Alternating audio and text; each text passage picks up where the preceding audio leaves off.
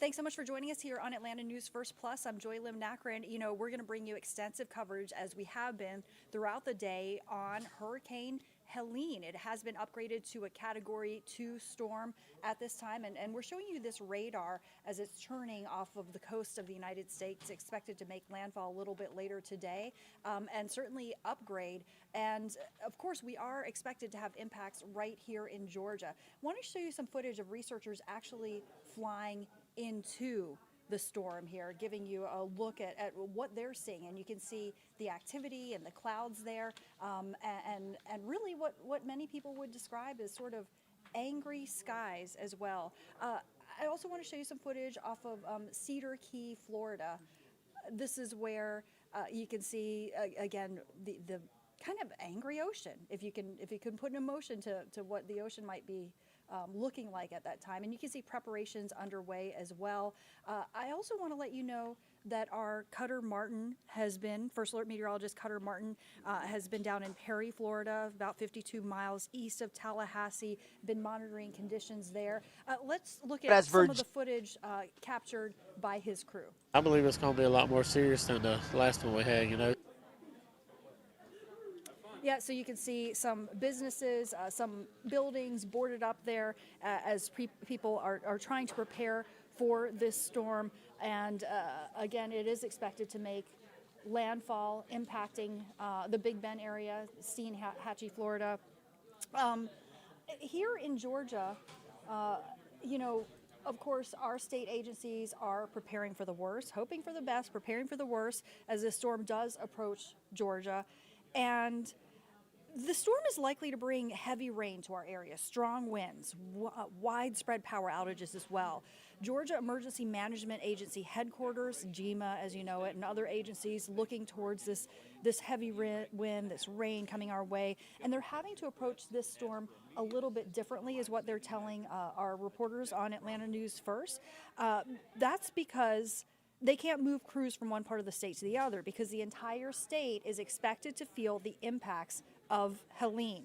Governor Brian Kemp has declared a state of emergency, which means that 500 National Guardsmen and women are ready to deploy when they are needed. He has also directed GEMA and Homeland Security to activate the State Operations Center as well. This storm, again, it means heavy rain, strong winds, power outages for the entire state, including Metro Atlanta. Georgia Power has already reported numerous outages just today. The GEMA director, Chris Stallings, saying that they're projecting mass power outages unlike what Georgia has actually ever experienced before. Let's listen. That are going to have either exposed roots or roots that are in saturated ground. They're not going to have the strength to hold like they normally would. So when those trees start to topple, they take lines down with them. And I think we're going to see some significant power outages, probably nothing like we've seen.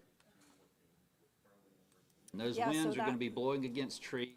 So that's that stern warning from GEMA Director Chris Stallings, who says power crews will be spread all across the state in anticipation of the storm. He recommends stocking up enough supplies to last 3 days without power as a precaution. I also want to let you know that first responders are standing by as well. Again, just making sure that they're there in case they are needed, in case the worst does happen, and hundreds of paramedics are being deployed for Helene. Atlanta News First reporter Madeline Montgomery shows us how they're ready to help Metro Atlanta and even to send help to Florida. One by one, 100 ambulances taking off from DeKalb County going towards Hurricane Helene. Here we have around 100 ambulances that are kept in a ready status. There's a whole team here that manages the maintenance and making sure those units are all ready to go. American Medical Response partners with the Federal Emergency Management Agency to get medical backup to natural disasters. So we have hundreds of EMTs and paramedics come in from our operations all around the country. AMR also has to prepare for the storm at home. They say they're ready for anything. Evacuating facilities might be because of a power outage, or they lost utilities, or it could be because of flooding.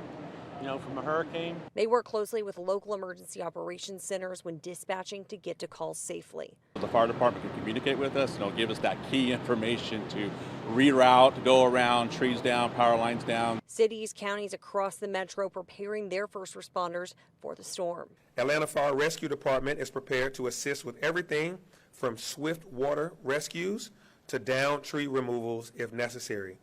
They've got their vehicles fueled up and ready to go. And the Atlanta Police Department is prepared to respond to any safety emergencies throughout the storm. The days will be long for first responders, but they say they're ready. I'm a servant, public servant at heart, and you do whatever you need to do to make sure people's needs are met. Yeah, and folks are doing what they can to make sure that people's needs are met, as you can see. And again, Helene has now been upgraded to a Category 2 storm, and you can see it turning off of the coast there. The expert on this, of course, is First Alert Meteorologist Rodney Harrison. And, this is a very busy time, to say the least, for our weather team. Rodney, so I know you're multitasking. You're running from the studio to over here to the OTT desk.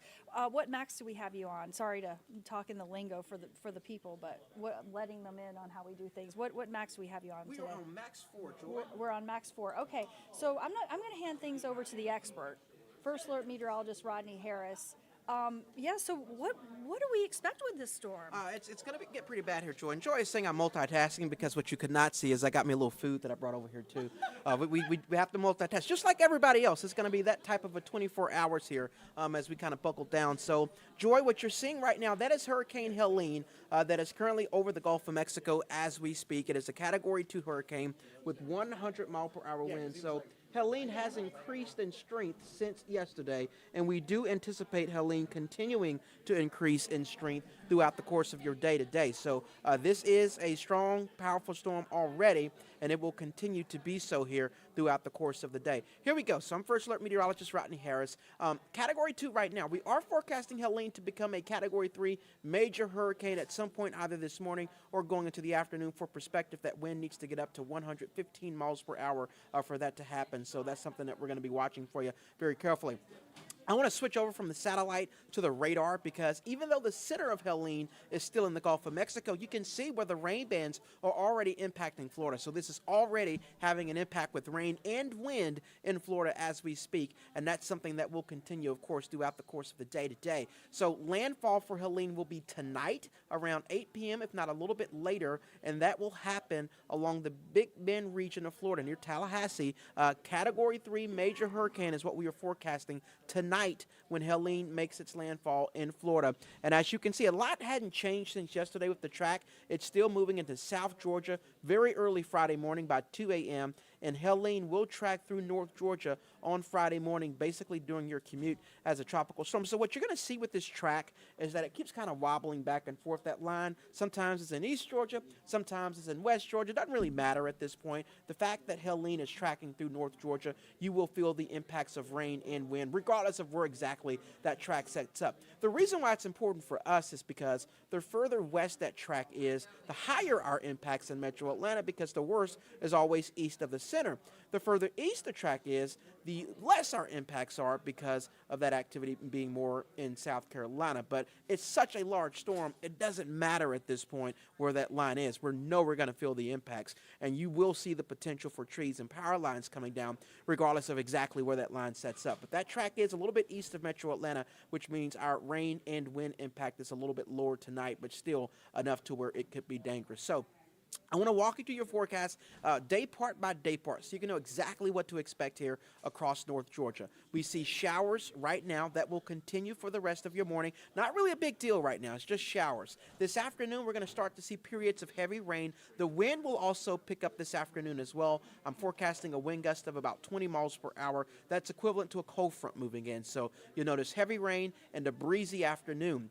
This evening going into tonight, that heavy rain will continue. The potential for flash flooding will increase, and the winds will go from breezy to strong. We're talking about the potential for tropical storm winds of 39 miles per hour or higher. That's tonight, and this is where the trees could come down, and you could also start to see some power lines, especially east of Atlanta, and that will continue through Friday morning. So your Friday morning commute, we are looking at heavy rain, with the potential for flooding, a strong wind of at least 39 miles per hour. That's in Atlanta, with higher winds as you go further east into Gainesville and Edenton and Athens. And again, we could still see trees and power lines down early Friday morning. This is going to move out very quickly. So by like 10 o'clock Friday morning, 11 o'clock Friday morning, the rain will move completely out, and we will go back to dry weather for Friday afternoon. I do want to point out that even though the rain is moving out Friday morning, we will still see breezy conditions, a breezy wind throughout the afternoon on Friday. So Friday will be a windy day even once that rain moves out.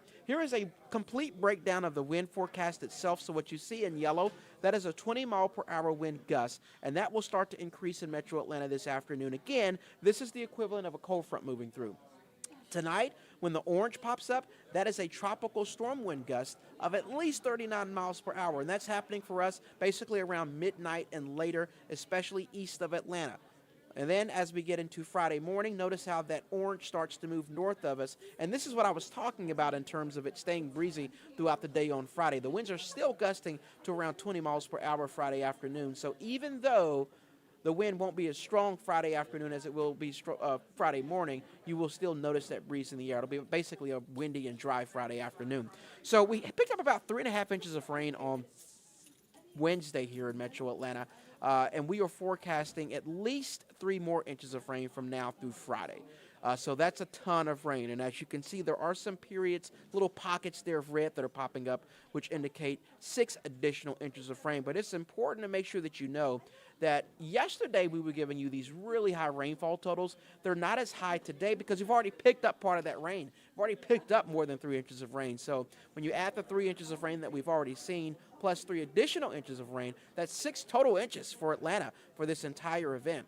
And higher totals, especially in northeast Georgia. We are looking at an excessive risk, a high risk of excessive rain in northeast Georgia, specifically the mountains. Basically, that means that you are likely to see some flash flooding tonight in the northeast Georgia mountains, so certainly watch out for that. So that's what we're looking at right now here across the region. Again, we are in a first alert through Friday morning. If you are in Atlanta, right now we are seeing showers. Really, that's all of North Georgia. And then those showers will turn into heavier rain later on this afternoon from south to north. And then the wind will start to increase tonight. So tonight is the worst overall period for us, really going into the overnight hours with heavy rain, wind gusts of at least 39 miles per hour. Again, trees potentially coming down. But by about 10 o'clock Friday morning, all of this will start to quickly move north of us, and that'll set the stage for a drier afternoon. So we'll keep you up to date on this forecast here, and we will let you know once things start to get a little bit worse. We have our next update on Helene that'll happen in the next 47 minutes. We will not only have new information on Helene, but we'll also have a new track out at 11 o'clock this morning. So we'll make sure and keep you up to date on that right away. In the meantime, Joy, I'll send it back over to you to keep us up to date on everything else happening and how we're preparing for Helene. Thank you so much, Rodney. And Rodney, you know, he's got to keep his bow ties nice and dry. That is why First Alert Meteorologist Cutter Martin is down in Florida. I'm just teasing. So Cutter, you know, we so appreciate you making the trek out there, and I know you've been very close to Tallahassee, and just tracking kind of the impacts there. I believe the town that are you still in Perry, Florida, which I guess is 52 miles east of Tallahassee? Yeah. Is that where you are?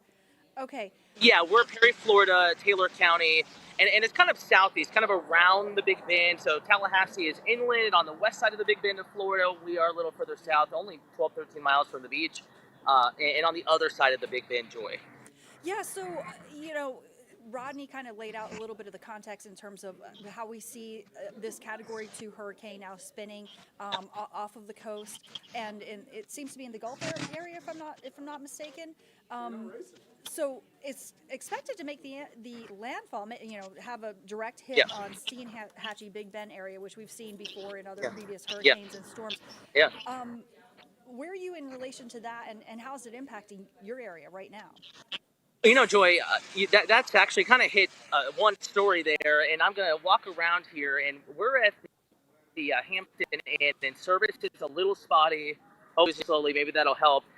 Actually, First Alert Meteorologist Courtney Jacobazzi stayed at this very hotel just more than a year ago for Hurricane Idalia, and I will say, probably won't be able to see it, but in that tree behind me, there was a billboard behind that, which of course had the ad on it. The whole billboard came down, they cleaned up the wooden debris, but in that tree, maybe hard to see there, but there's a banner still trapped in that live oak tree from the damage from Idalia Wow. a year and a month ago. Driving in, blue tarps on roofs. Driving in, there were still trees down. They had cut the tree away. The stump was still uprooted and up against the side of the road. So certainly signs of damage. And this one is taking a very similar path. And unfortunately, whether it gets to be Cat 3, Cat 4, whatever it may be, a very large wind field, and that's going to push an abnormal amount of water up against our coastline. We have these generalities of how much water, how high storm surge can get with each category, but there are so many variables. It's a complicated forecast, and with this hurricane, this will probably end up pushing more water than one would think, with a Cat 2, low end, maybe mid-range, or even high-end Cat 3 up against the Taylor County coastline. I'm in Taylor County, mandatory evacuation because of that reason, Joy. Yeah, as you mentioned that mandatory evacuation, have Yeah. there already been some evacuations taking place at this point? Oh, yeah, we spoke with people. Some left yesterday. Of course, hotel is one of these shelters of last resort. There are officially, though, no shelters in the county.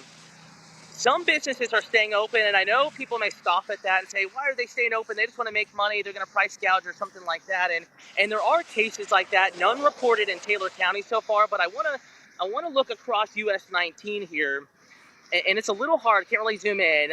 Joy, I don't know if you can see, but those are, you can kind of see there. Those are federal and state resources back behind me, kind of army trucks, for lack of a better term, part of that state and federal response. They're gassing up diesel at one of the only open gas stations that are still open. One of the gas stations that are still open, I should say. And that's important. They need gas to get to you to make rescues. In a worst case scenario, they need gas to help with the cleanup. They need gas to help clear roads. So in some ways, if they can safely do so, it's kind of good that some of these businesses are staying open. 100%. Essential service, essential business like gas. Oh, absolutely. I mean, can you imagine for folks who maybe are trying to evacuate and maybe they run out of gas, or they didn't have enough water on the trip to be able to go into a gas station, get the water, get their snacks, get their gas, I mean, use the restroom, whatever the case may be. Absolutely, 100%. Talking about businesses, how are businesses preparing? Have you seen businesses maybe boarded up? It's kind of surprising. It's a mix. You go into old downtown Perry, kind of a historic looking, mainly brick and stone buildings, probably, boomed in the 20s, 30s, 40s. A lot of boarded up buildings. Then you get to more modern construction like the hotel we're staying in. Keep in mind, there was some damage on this property during Idalia, but no major structural damage other than some roof damage here. No boards. So it really just depends. Some people choosing to board up, some not. There's a church across the road from me. You can see the steeple there in the distance. Not seeing any boards on that particular building. And with the gas station right there, also not seeing any boards. Now, these are 3 businesses of hundreds along this major strip into the city of Perry, Florida. But it really is a mix. Some boarded up, some not. But with the kind of winds we're expected to see, with the kind of debris we may see flying around, I do think that there's going to be some structural damage, especially as we get into late afternoon and this evening, Joy. Yeah, and the thing is that these folks are no stranger to storms. I mean, you're essentially in hurricane country. They're used to being in the path of hurricanes. You mentioned Idalia. That's just one of several hurricanes that has really caused widespread damage in that area as well. So, you hope that people sort of know kind of what their risks are, and also how their buildings are constructed, what kind of windows they have, and really what they need to do to protect themselves. You hope for the best there. Yeah. And Joy, what is so important here, not to cut you off, but what is so important here is also elevation. We're at about 40 feet, so we're safe here from storm surge. I will say, water's come up a little bit with the little bit of rain that we have had, and I'm sure will come up much more in this drainage canal behind me, but still a lot of capacity, and it's designed to do that. Things like this are designed to fill all the way up to the top to keep roadways like what's behind me from flooding. But I am concerned for those that may be living in lower lying portions of the city, west side of the city of Perry, southwest side of the city of Perry, on towards the beaches. It will be flooded, much of that area forecast to flood with perhaps more than 10, 15 feet of water inundation. That's above ground level, in a worst case scenario. Spoke with the local business owner, JB Tire Services, helped us out personally yesterday. He was staying, core business, above that storm surge level to be concerned about, but he has a beach home on 20-foot pilings, and he was worried about it. Again, he's not staying there, but he was worried about his property just a few miles to our west as the crow flies headed back towards the coast. Yeah, understandably so. Any other thoughts about, about this storm as people here in Georgia are also anticipating? How's this going to impact us? It's a fire hose of tropical moisture. We've talked about wind versus rain, the impact that both will have, and I can say the air is very tropical down here. The units that we use to measure tropical moisture, PWatts, precipitant water values, just know they're very high. There's a ton of tropical moisture, and I am concerned that we're going to get some Florida tropical moisture, take a system that can really wring out that moisture from the atmosphere, and then put it over an urban area and put it over topography like the North Georgia mountains that cannot handle the type of rain that Florida is just a little bit more naturally apt to handle. So as the First Alert Weather Team has been saying, the risk of flooding is high. And as we know, it does not take much wind to knock down trees, cause power outages in Atlanta. So this will still be a very impactful system in Atlanta, even though here technically it will be much worse by Atlanta standards, by recent memory up in those areas. Probably still the worst in a while, even with a slight downtick in potential winds, especially Atlanta west. Now, don't want any guards being let down. Huge sigh of relief because subtle differences at this point, they happen. You should always prepare for that worst case scenario. Absolutely. Now, I don't mean to take you down a meteorological rabbit hole here, but you kind of piqued my interest when you were talking about the topography of that area versus the topography here in Georgia. And I'm constantly peppering you with questions about how is the ground going to be able to absorb this water, because we have our farm. We have the horse. My family and I have a horse farm up in North Georgia. But I'm not the only one. This is a big farming community, and then we've seen in Atlanta proper, in the city, there have also been issues with drainage, with flooding because of all the impervious structures built in the city. So when you say that our topography handles it differently than in Florida, what are you trying to say in terms of our impacts? So and how compared to where I am in Florida, we have some concrete. You can see concrete behind me, but still lots of trees, lots of open prairie. In fact, the same man I spoke with that owns a beach house that he's worried about, he actually lives on a 30-acre farm with cattle, so lots of permeable surface. What I mean by that is grass. That can soak up water. That can help limit the amount of runoff you get. You put that over a city like Atlanta, even with our beautiful trees and so much green space, it will run off quickly. And it could flood areas that are designed to flood, but they can only handle so much, and then it floods areas that are not designed to flood. And also with elevation and soil type and anything like that, water will just run off very fast. You talked about torrential tropical rains and the North Georgia mountains. Basically, water will run off the mountains into very narrow stream beds in some cases, and you can get drastic rises in water levels. So, this is all just possibility, but just looking at the setup and some of the flooding we have already seen, though relatively minor, the setup is there for heavy rain to cause flooding in Atlanta, especially as we get into tonight and tomorrow morning. Yeah. So we're definitely concerned about that. And I know that our weather team is working around the clock, our entire team really working around the clock to make sure that people are prepared. Any final thoughts before we let you go, Cutter? Just that we're going to be here, and perhaps even more so, the First Alert Weather Team up in Atlanta will be there, keeping you updated. Make it a little dicey later, rain coming down, you hear the wind, you get a little nervous, and it's a natural feeling. This is a natural thing. This may be the worst that Atlanta's had in a while, potentially, but it is something that we are preparing for, that the city says they are preparing for, and we'll get through, and then nicer weather this weekend, and hopefully improvement next week without too many issues. But it could be rough tonight into tomorrow morning, Joy. So just make sure you stick with us. We'll keep you updated, know where the worst of the weather is. We'll pass that along, and hopefully some areas see improvement in their forecast. Absolutely. Thank you so much. First Alert Meteorologist Cutter Martin reporting now from Perry, Florida. Stay safe. I know that you are preparing for that storm to take aim in your area. So we'll see you soon. Thank you, Cutter. I just want to remind everybody that's watching us, we've been talking so much about how the power could go out, right? The risk. We've heard it from not just Atlanta News First, but you've heard it from Georgia Emergency Management, the Georgia Emergency Management Agency. The power is likely to go out in many areas across our state, widespread power outages. So why I'm saying that, why I'm nagging you about this, frankly, is just because I want everybody to be safe and be prepared. And if you can't get the television working, what's your option? Use your telephone. Make sure that it's charged. Of course, we've been hearing that. Make sure that all your devices are charged. You have enough water, all of that sort of thing. Your phone is going to become your lifeline if the power goes out in some ways, in terms of your communication, in terms of the information that you're receiving. That's why I really encourage you, if you haven't done so yet, please download our free Atlanta News First mobile news app and our free Atlanta News First weather app. It's something that I personally really rely on a lot, with my family managing a farm. And I want to encourage you also, you can text 470-777-WANF to get, not only we want to hear from you too. You can send us your photos and videos, but also to get updates on this storm. And you want to know, has it passed through my area? What else am I expecting? Is the rain going to get worse? Is the wind going to get worse? Is it over? Can I come out and start cleaning up? So please take advantage of that. It's completely free, and we offer this because we want to serve you. We want to keep you safe. We're going to come down now and return you back to local news live, but we're going to continue our coverage, of course, throughout the day on Atlanta News First, Atlanta News First Plus, and of course, as I've been saying, on our free mobile news app. Thanks for being with us.